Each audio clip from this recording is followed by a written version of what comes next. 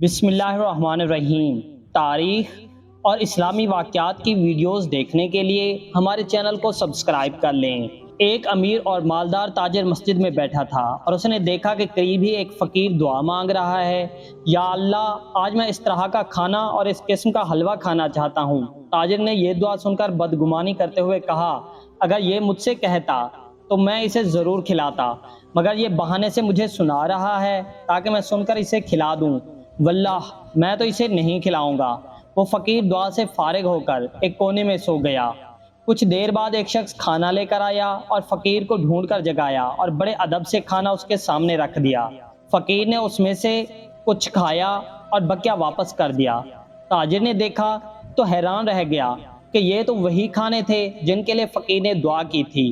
تاجر نے کھانا لانے والے کو اللہ تعالیٰ کا واسطہ دے کر پوچھا، کیا تم اس فقیر کو پہلے سے جانتے ہو؟ جواب ملا، باخدا ہرگز نہیں، میں ایک مزدور ہوں۔ میری بیوی اور بیٹی سال بھر سے ان کھانوں کی خواہش رکھتی تھی، مگر یہ کھانے انہیں مہیا نہیں ہو پاتے تھے کیونکہ میرے پاس اتنے پیسے نہیں ہوتے تھے۔ آج مجھے مزدوری میں ایک مشکال یعنی 4.5 ماشے سونا ملا تو میں نے اس سے گوشت وغیرہ اور دوسری چیزیں خریدی اور گھر لے آیا۔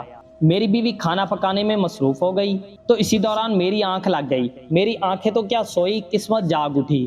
میرے خواب میں حضور صلی اللہ تعالیٰ علیہ وآلہ وسلم تشریف لائے اور فرمایا، آج تمہارے علاقے میں اللہ کا ایک ولی آیا ہوا ہے، اس کا قیام مسجد میں ہے۔ جو کھانے تم نے اپنی بیوی بچوں کے لیے تیار کروائے ہیں، ان کھانوں کی اس سے بھی خواہش ہے، اس کے پاس لے جاؤ، وہ اپنی خواہش کے مطابق کھا کر واپس کر دے گا۔ بقیہ کھانے میں اللہ تعالیٰ تیرے لیے برکت عطا فرمائے گا اور میں تیرے لیے جنت کی ضمانت دیتا ہوں۔ نیند سے اٹھا تو میری خوشی کا کوئی ٹھکانہ نہ تھا۔ میں نے فوراً حضور نبی کریم صلی اللہ علیہ وآلہ وسلم کے حکم کی تعمیل کی، جس کو تم نے بھی دیکھا۔ تاجر کہنے لگا کہ میں نے اس فقیر کو انہی کھانوں کے لیے دعا مانگتے سنا تھا، تم نے ان کھانوں پر کتنی رقم خرچ کی؟ اس شخص نے جواب دیا کہ میں نے ان کھانوں پر مشکال بھر سونا خرچ کیا ہے۔ اس تاجر نے اسے پیشکش کی کہ ایسا ہو سکتا ہے کہ مجھ سے 10 مشکال سونا لے لو اور اس نیکی میں مجھے ایک قرات کا حصہ دار بنا لو۔ اس شخص نے کہا کہ یہ ناممکن ہے۔ تاجر نے پھر کہا کہ اچھا، میں تجھے 20 مشکال سونے دیتا ہوں۔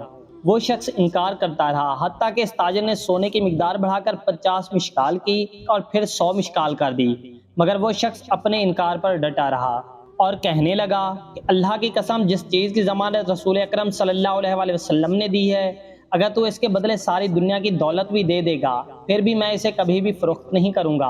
اگر تمہاری قسمت میں یہ چیز ہوتی تو تم مجھ سے پہل کر سکتے تھے، لیکن اللہ تعالیٰ اپنی رحمت جس پر چاہتا ہے کرتا ہے، یہ تو اللہ کا مجھ پر خاص کرم ہے۔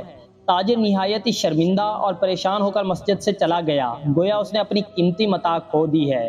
ناظرین، غریبوں، مسکینوں اور یتیموں کو کھانا کھلانا اور ان کے سر پر ہاتھ رکھنا ایک ایسا عمل ہے جو اللہ اور اس کے رسول صلی اللہ علیہ وآلہ وسلم کے بے حد پسند ہے۔